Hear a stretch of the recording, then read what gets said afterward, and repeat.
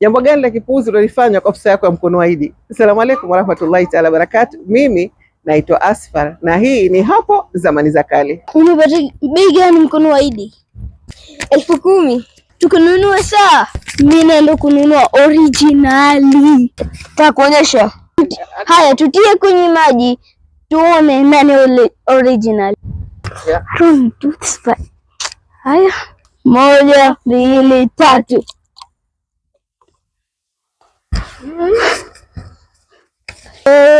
Kila mmoja anajua yake ipi?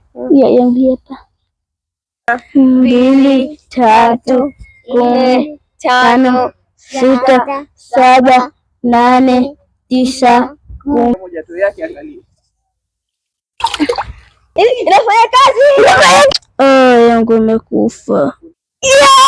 Inafanya kazi ya kitu originali yako unasema originali angalia hiyo.